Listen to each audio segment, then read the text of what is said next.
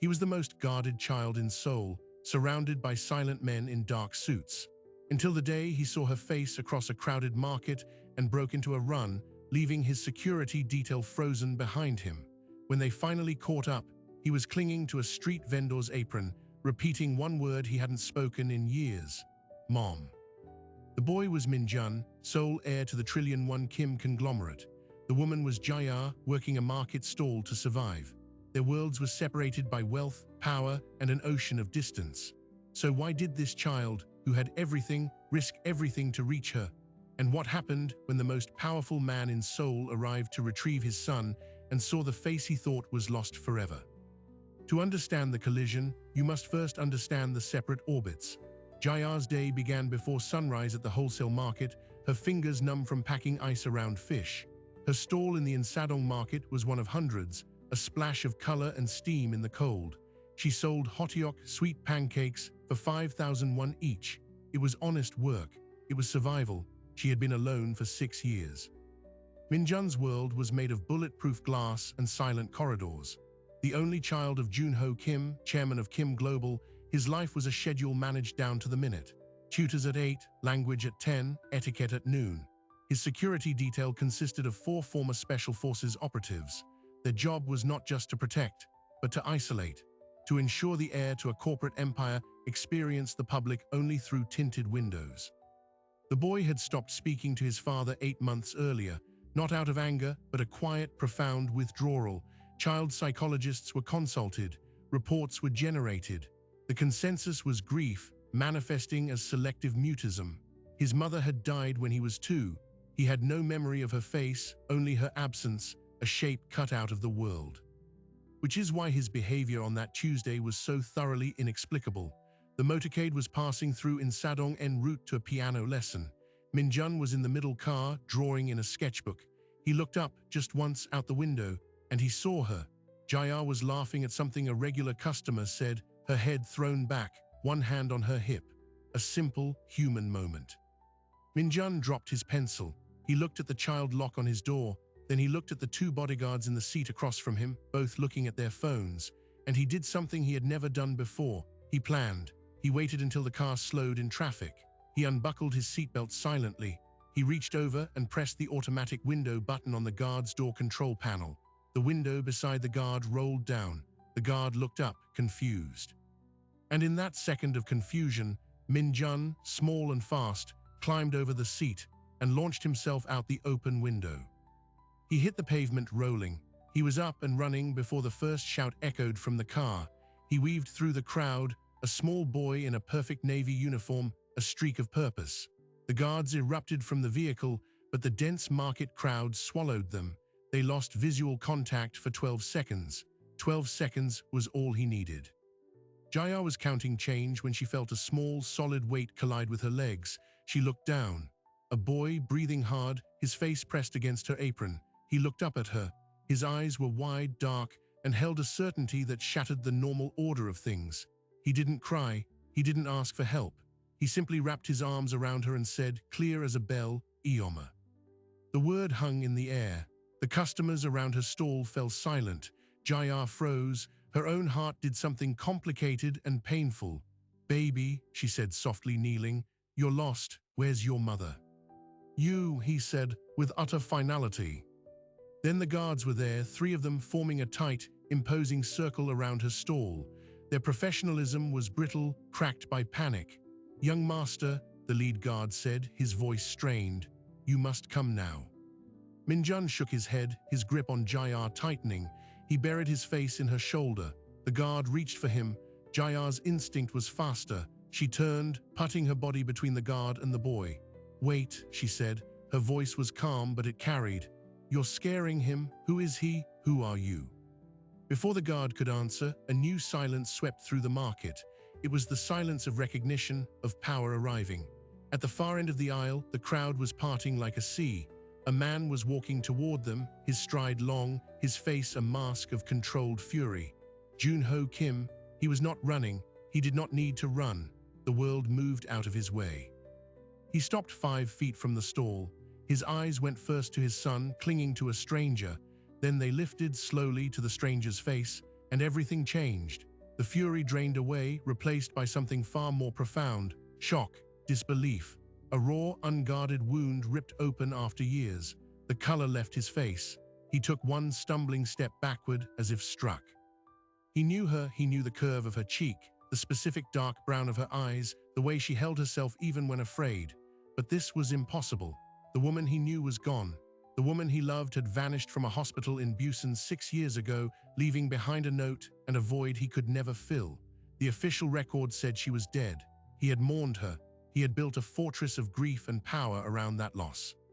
Yet here she stood, in a market apron, alive. Jaya, the name was a whisper torn from him. It was not a question. It was a recognition, a verdict. Jaya stared at the man in the exquisite suit. She saw the shock, the pain in his eyes, and for her there was no spark of memory, only a dizzying, terrifying confusion. This powerful, grieving stranger knew her name. This child in her arms called her mother, and in the deepest part of her, a part that had been silent and empty for as long as she could remember, something trembled. A door, long locked, rattled on its hinges. The billionaire, the street vendor, and the child who connected them stood frozen in a triangle of impossible history. All the money, all the security, all the years of carefully constructed reality, shattered by one word from a 5-year-old boy. And in that suspended moment, only one question mattered. If she was really the mother he lost, why couldn't she remember him? The silence that followed his question was not empty. It was filled with 6 years of ghosts. Jaya could only shake her head, her arms still locked around the boy. I don't know you," she whispered. It was the truth, but it was a truth that made Junho's world, meticulously built on a foundation of loss, crumble into dust. He moved then, not with the fury of the powerful man, but with the desperate precision of a surgeon trying to stop a fatal bleed. He held up a hand, stopping his guards from advancing. His voice, when he spoke to Jaya, was low, stripped of all authority. "Please, come with me, not to compel you, to explain, to understand." He looked at Minjun, whose face was still hidden in Jaya's shoulder. For him. Every rational part of Jaya screamed to refuse, to hand the boy over and retreat behind her stall into the simple, hard truth of her own life. But the child's grip was an anchor, and the man's eyes held a devastation so complete it felt like a physical force. Against all instinct, she nodded. They didn't go to the towering Kim Global headquarters. They went to a hanok, a traditional Korean house hidden behind high walls in Bukchon. It was not part of the corporate portfolio. This was a private place, a secret kept from the board and the press. Junho led her inside, dismissing everyone but one silent elderly houseman. The room was spare, beautiful, filled with the scent of aged wood and pine. On a low table sat a single photograph in a silver frame. A younger Junho, his smile unguarded, his arm around a woman. The woman was Jaya. She picked it up, her fingers trembling. The woman in the photo wore a university sweatshirt. Her hair was in braids. She was leaning into him, laughing at something just beyond the frame. She looked happy. She looked loved. Jaya felt nothing. No surge of memory, no warm familiarity, just a chilling, hollow disconnect, as if she was studying a stranger. "We met at SNU," Junho began, his voice hollow. He sat across from her while Minjun, exhausted, slept curled against her side. "You were an exchange student, art history. I was finishing my MBA. My family, they had my life mapped. The right alliances, the right marriage. You were not part of the map." He told the story like reciting a sacred text, a secret romance, stolen weekends, her laughter in these very rooms. When she became pregnant, his family's ultimatum was brutal: end it or be ended. He chose her. They married in a private ceremony with 2 witnesses. It was the single rebellious, purely joyful act of his life. Minjun was born. For 4 months, they were a family in this hidden house. Then the pressure became an avalanche, a business trip to Busan, a staged accident, and Jaya, recovering in a private hospital, vanished. A note was left, written in her hand, saying she couldn't live in the gilded cage, that she was leaving and not to follow. Her passport and a sizable withdrawal from a shared account were gone. The evidence was perfectly constructed.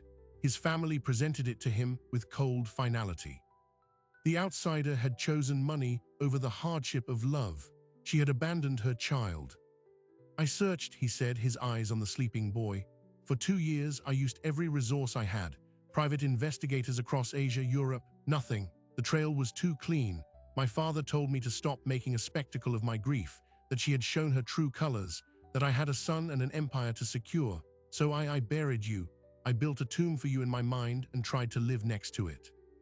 Jayar listened, a cold nausea rising in her throat.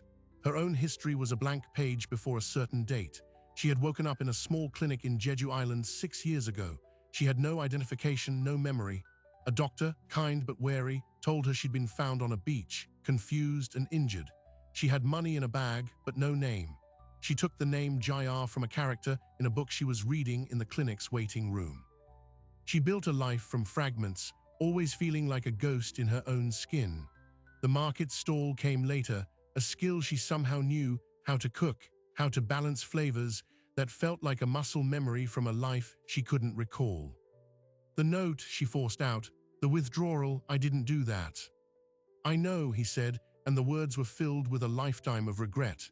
I see that now, but for 6 years I believed you had. I hated you for it, and I loved you anyway. It broke me into two people, the chairman and the ghost. This was the first major pivot. The narrative of abandonment was a lie. Jayar hadn't left. She had been taken, erased, and the most powerful family in Seoul had covered it up. But why? The answer arrived with a sudden, chilling clarity. Minjun stirred in his sleep, his small hand fisting in Jayar's apron. Junho looked at his son, then at her. They couldn't control me if I had you. You were my weakness, but you were also my strength. With you, I might have dismantled the old systems, redistributed power, changed everything. You made me want to be a different kind of man, a different kind of father. To them, that was the greatest threat of all. The stakes just exploded. This wasn't just a lost love story. It was a corporate coup disguised as a personal tragedy. Jayar's removal was a strategic elimination of a threat to the established order. The immediate problem was containment. The market scene had witnesses, dozens of phones had been raised. In the digital age, a story this explosive was a lit fuse. Junho's head of security, Kang, entered and bowed low, his face grim. Sir, it is on social media. The video, it is fuzzy, but the captions are clear. Kim Air runs to street vendor. Billionaire father stunned. The speculation is wild, but it is contained to gossip forums for now. The major outlets are silent. They were silent because Kim Global's legal and media relations department wielded a fear more potent than any news editor's curiosity. But silence was a dam, and pressure was building. The real danger, however, was inside the house. Minjun woke up. He looked at his father, then at Jayar. He did not speak. Instead, he climbed into her lap, took her face in his small hands, and studied it intently. Then he reached into the pocket of his uniform blazer and pulled out a worn, laminated photograph. He handed it to Jayar. It was a copy of the same photo on the table, but this one was creased, soft at the edges from constant handling. My Eoma, he said, pointing to the woman in the picture. Then he pointed to Jayar, you. He had recognized her from a stolen, cherished photo. A photo he was never supposed to have. A photo that proved someone in that cold, guarded house had kept the truth alive for him. His nanny, a sympathetic staff member, that person had risked everything to give the boy a ghost to love. This changes everything. The child wasn't acting on a mystical bond. He was acting on evidence. He had been shown a target, and given the chance, he hit it with the unerring accuracy of a child's heart. Junho watched this exchange, and a new kind of pain washed over him. His son had been living with a secret truth, a tiny rebellion nurtured in the dark. Who gave you this? He asked Minjun, his voice gentle. Minjun just shook his head and clung to Jayar. The wall around him, built over 8 silent months, had a single gate, and it only opened for her.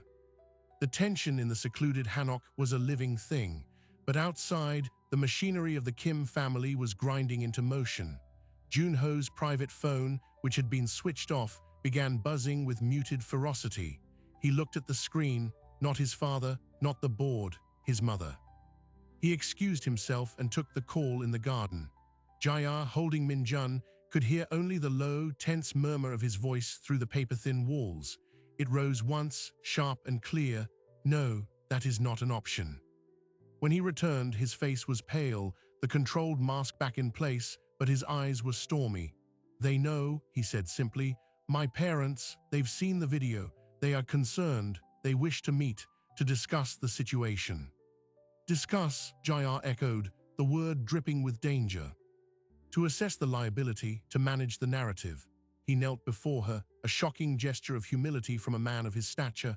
Jayar, I have failed you once, catastrophically. I believed a lie because it was easier than facing the betrayal of my own blood. I will not fail you again, but you must understand what we are facing. This is not a family. It is a regime, and you are the revolution they already crushed once. He offered her a choice. She could leave now. He would provide funds, a new identity, protection far from Seoul. She could return to the shadows, to the simple anonymity of her stall. Minjun would be heartbroken, but he would be safe from the coming storm. Or she could stay. She could step into the light and reclaim her name, her son, her history. But to do so meant declaring war on one of the most powerful entities in the country. It meant every detail of her constructed life would be ripped apart by lawyers and investigators. It meant the private tragedy would become a public spectacle, and it meant trusting the man whose family had destroyed her once. Jayar looked down at Minjun, who was tracing the pattern on her apron with a solemn focus. She looked at the photograph in her hand, the ghost of her own smiling face.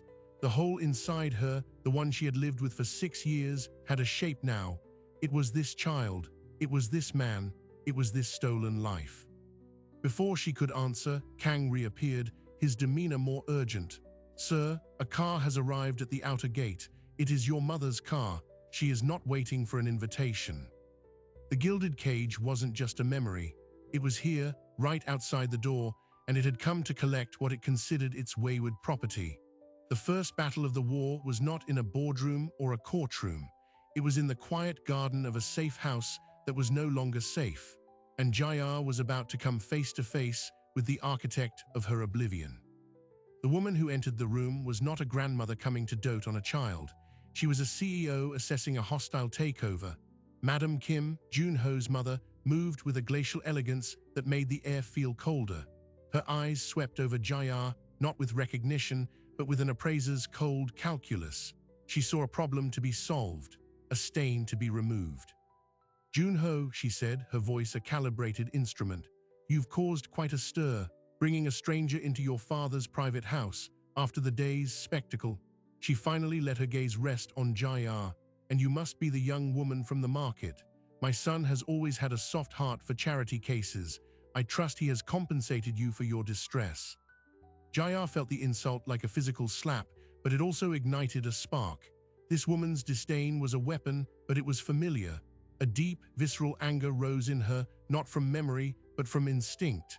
I am not a charity case, Jayar said, her voice low but clear, and I am not a stranger.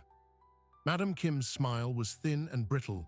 6 years is a very long time. People change, memories fade, or are conveniently fabricated. She turned back to her son. The board is convening an emergency meeting. Your father is containing the financial fallout as we speak. The stock dipped 3.2% in after-hours trading on the Tokyo Exchange on rumor alone. This ends now. The child comes home. The woman leaves. We will issue a statement. A case of mistaken identity, a grieving child, a kind-hearted vendor. A generous donation to her stall will settle it. Junho did not move from where he stood between his mother and Jayar. No. The single word hung in the air. Madam Kim blinked, as if hearing a sound in a language she didn't understand. Excuse me. I said no, mother. Her name is Jayar. She is my wife. She is Minjun's mother, and you will look at her when you speak. The silence that followed was absolute. The mask of composure on Madam Kim's face fissured, revealing a flash of pure, undiluted fury. Have you lost your mind? That woman is gone. We have the death certificate pending. The 7-year declaration is in 11 months. The legal machinery is already in motion. You would throw away everything, your position, your son's inheritance, this family's legacy, for a ghost. This was the second, more devastating pivot, the legal death declaration. Under Korean law, a missing person can be declared dead after 7 years. The Kim family hadn't just hidden her, they were systematically erasing her from existence, paper by legal paper. Once declared dead, any claim she had, as a wife, as a mother, as a human being, would be nullified. Poof, gone, a legal phantom. Junho took a step forward. I know what you did. I don't know how yet or who exactly you used, but I know you took her from that hospital in Busan. I know you forged her note, stole her documents, and left me to believe she abandoned us. That was your masterpiece, but it's over." For the first time, real fear flickered in Madam Kim's eyes. Not fear of her son, but fear of the truth escaping its carefully constructed cage. Her voice dropped, becoming conspiratorial, venomous. "You think you know love? Love is weakness. Love is what makes you stand here, defying your blood for a woman who doesn't even remember you. She is a blank slate, a nobody. We made her that way to protect you, to protect this family from the instability she represented. Look at her. She sells pancakes on the street. Is that the mother you want for the future chairman of Kim Global?" Jae-ah flinched. The cruelty was surgical, aimed at her deepest insecurity. But then Min-jun, who had been watching silently, wriggled out of her lap. He walked right up to his grandmother, his small frame trembling with a colossal emotion. He didn't speak. He simply pointed at Jae-ah, then pointed at his own heart. Then he took Jae-ah's hand and placed it over his chest, holding it there. The message was wordless and utterly damning. Madam Kim looked at her grandson's defiant face, at her son's unyielding stance, and at the woman who was the catalyst for it all. She smoothed her immaculate jacket. "Very well, you wish to play house with a memoryless vendor? Do so, but you do it without the resources of this family. The board will vote you out as CEO by the end of the week.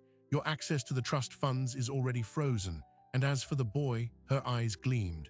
"Custody hearings are so messy. Especially when one parent is emotionally volatile and the other is about to be unemployed and entangled in a scandal with an imposter. The courts favor stability, and we are nothing if not stable." She had played her trump card, not just financial ruin, but the threat of taking Min-jun away. It was the one threat Junho could not counter with money or influence, because his family's influence in the shadows of the legal system was deeper than his own. Madam Kim left then, leaving a vacuum of dread behind her. The reality of their position crashed down.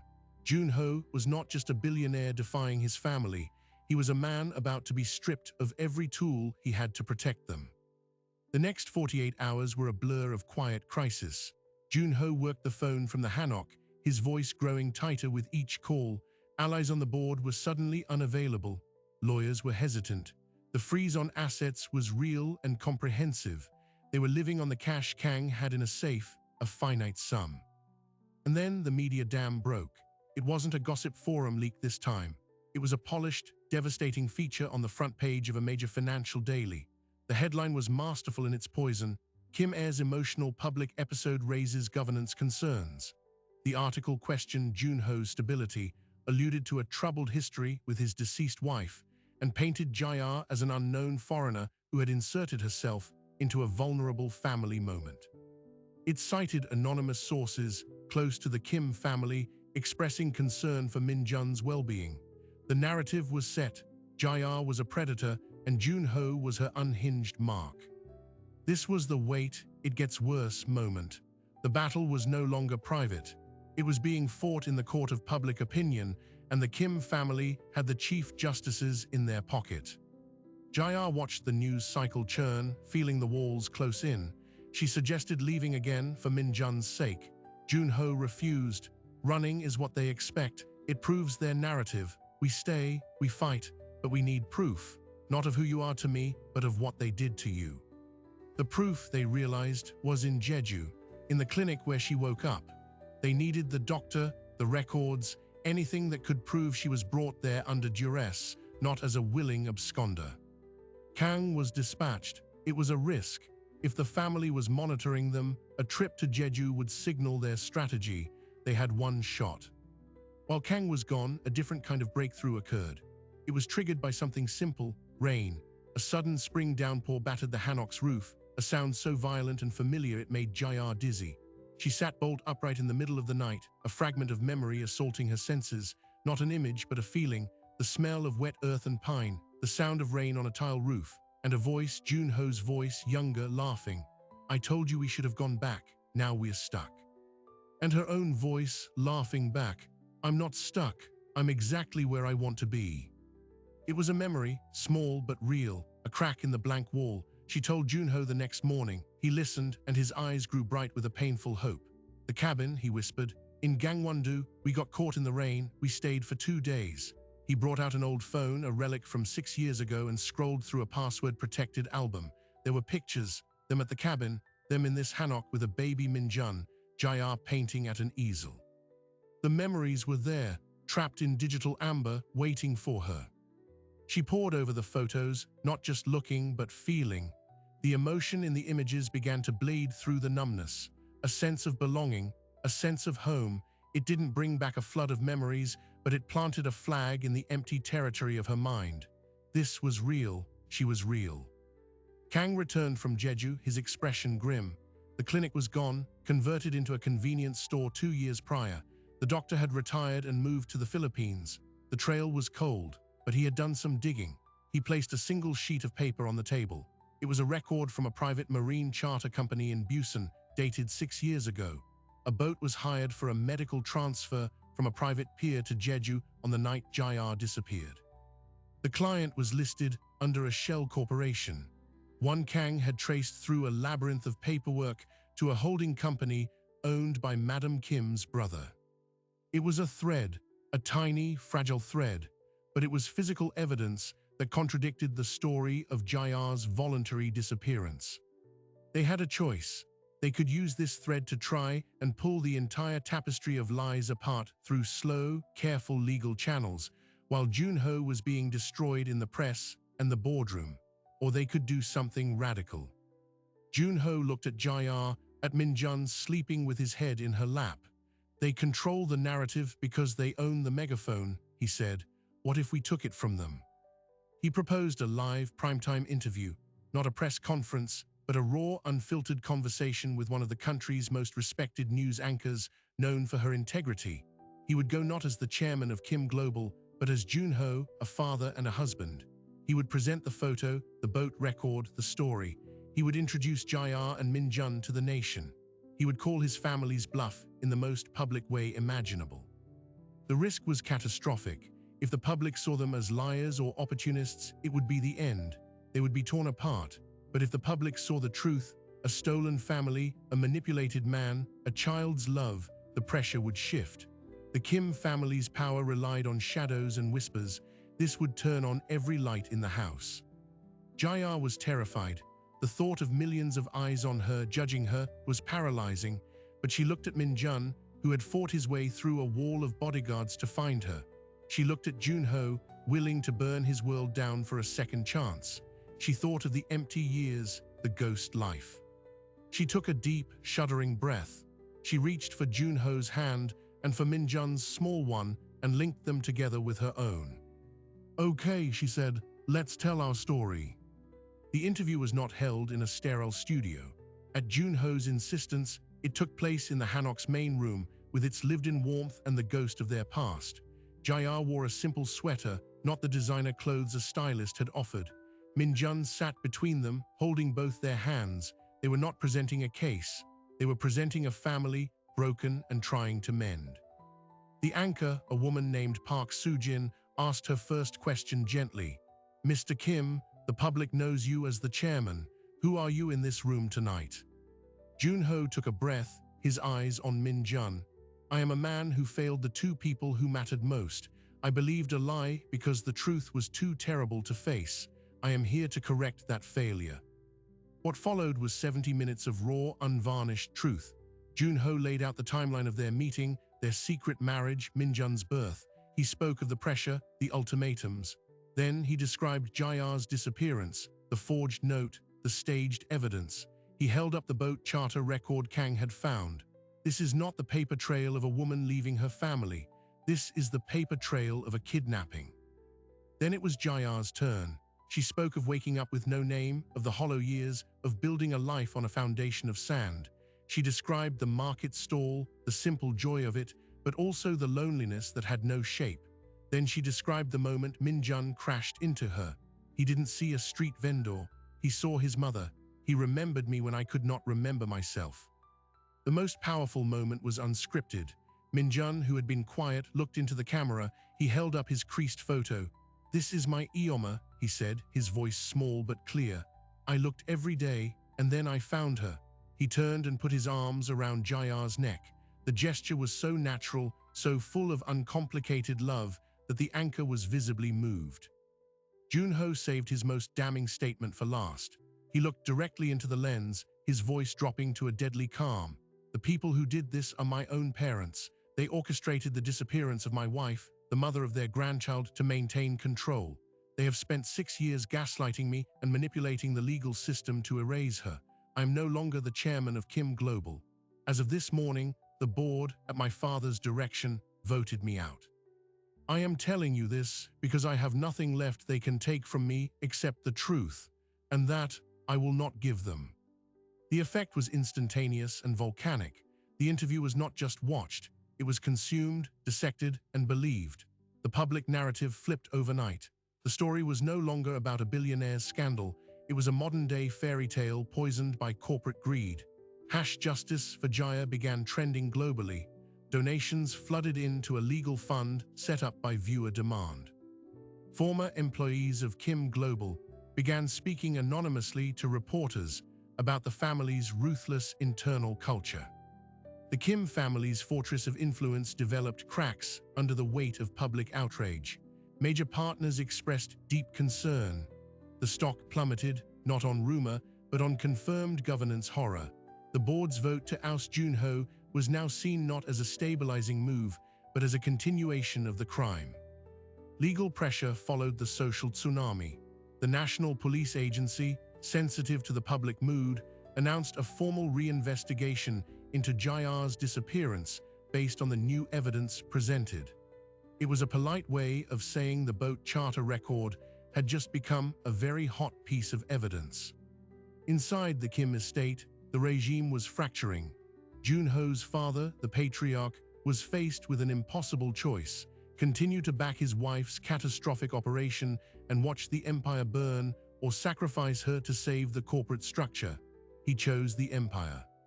Madam Kim was quietly but permanently retired to a remote family property. A public statement, cold and corporate, expressed the family's profound regret for past actions taken without full knowledge and pledged full cooperation with any investigation. It was a betrayal, and it was total. With the primary antagonist neutralized, the path cleared for a more personal resolution. The legal battle for Jaya's identity was swift. With the police investigation reopened and the public sentiment overwhelmingly in her favor, the petition for the death declaration was withdrawn. Her official identity was restored. She was, in the eyes of the law, Song Jaya, wife of Kim Junho, mother of Kim Min-jun. But the law is one thing, the heart is another. Jaya's memories did not return in a flood. They came in trickles, triggered by sensory details: the taste of a specific seaweed soup Mrs. O made, the sound of Junho's old piano, the weight of Min-jun asleep on her chest. They were fragments, but she collected them like precious stones, building a new mosaic of her past self. She did not move back into the sterile penthouse. They stayed in the hanok. Junho, freed from the chairmanship, started a new venture fund focused on ethical startups, his public credibility ironically higher than ever. Jaya, with her reclaimed art history knowledge and hard-won life experience, began consulting for museums on community outreach, bridging the world she was born into and the world she survived in. Min-jun began to speak again, not just to Jaya, but to his father, to his teachers. The silent wall was gone. He was still a serious child, but the profound sadness in his eyes had been replaced by a watchful, protective joy. Final surprise came on a rainy afternoon, much like the one that triggered Jaya's first memory. An envelope arrived, delivered by a nervous junior associate from the Kim family's law firm. Inside was a deed. It was for the hanok.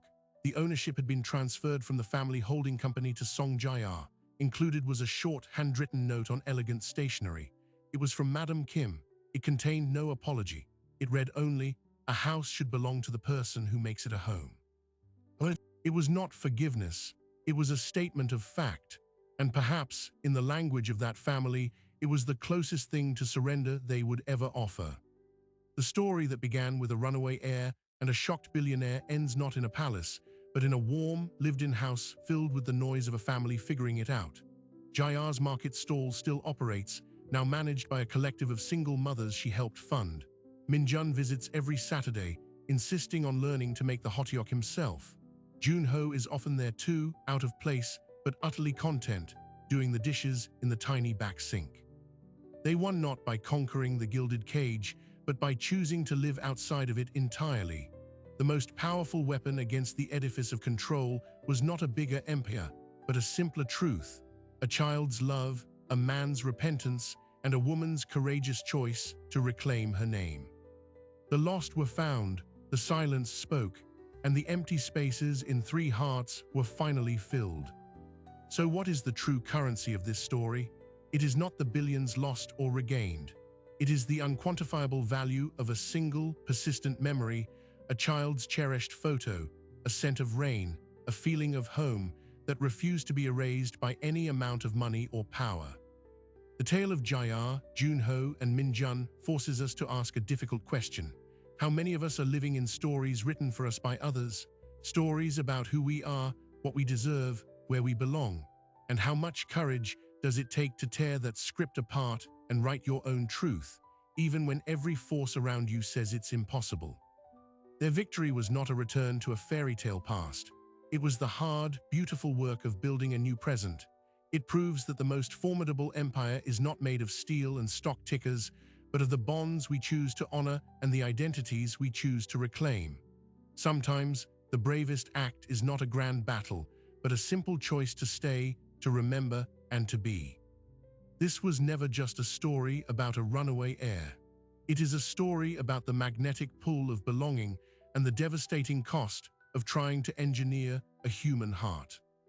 If this story moved you, if it reminded you of the quiet rebellions in your own life, tell us in the comments. Share it with someone who needs to remember their own strength. And if you want to join us for more journeys into the extraordinary truths of the human spirit, make sure to like, subscribe, and turn on notifications. We are so glad you are here. Until next time.